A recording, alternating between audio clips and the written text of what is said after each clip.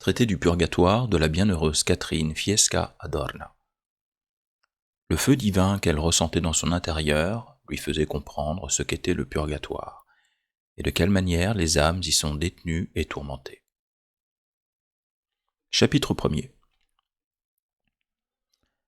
État des âmes qui sont dans le purgatoire. Elles sont exemptes de tout amour-propre. Entre parenthèses, Hector Vernazza, qui le premier a publié les œuvres de sa mère spirituelle, met en tête du traité du purgatoire les réflexions suivantes. Ouvrez les guillemets. L'âme de Catherine, bien que revêtue encore de la chair, était plongée dans le purgatoire de l'ardent amour de Dieu. Il l'a consumée et l'a purifiée de tout ce qui devait être purifié en elle, afin qu'après le passage de cette vie, elle pût être placée en présence de Dieu, son doux amour. Ce feu intérieur lui faisait comprendre que les âmes des fidèles sont dans le purgatoire pour se dépouiller de toute la rouille et de toutes les tâches du péché, dont elles ne se seraient pas purgées dans la vie présente. Abîmée dans le purgatoire du feu divin, elle était unie à l'objet de son ardeur et contente de tout ce qu'il opérait en elle.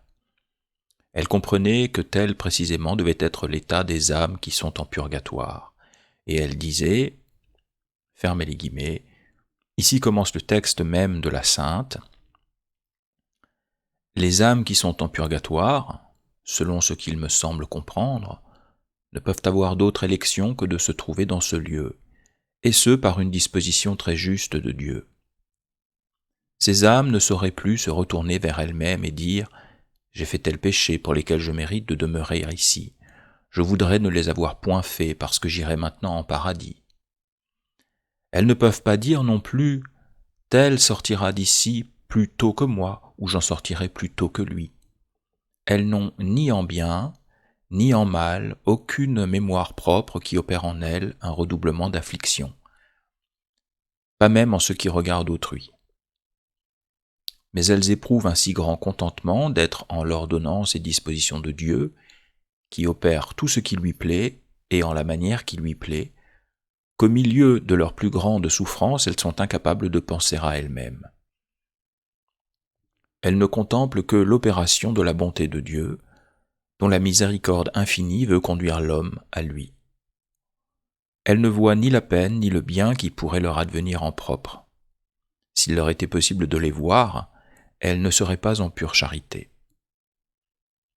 Elles ne voient pas non plus qu'elles sont dans les souffrances en punition de leurs péchés, et elles ne sauraient retenir cette vue-là en leur esprit car ce serait une imperfection active. Or, celle-ci n'existe pas en ce lieu où l'on ne pêche plus actuellement. Elles voient une seule fois, au moment du passage de cette vie à l'autre, la cause du purgatoire qu'elles sont en elles-mêmes, qu'elles ont en elles-mêmes.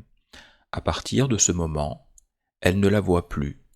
Autrement, il y aurait propriété.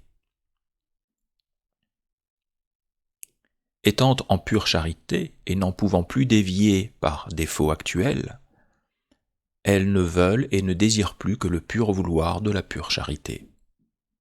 Or, dans les flammes du purgatoire, elles sont en l'ordonnance et disposition divine, c'est-à-dire en cette pure charité, dont elles ne peuvent plus se séparer pour quelque cause que ce soit, parce qu'il ne leur est pas plus possible de pécher actuellement que de mériter actuellement.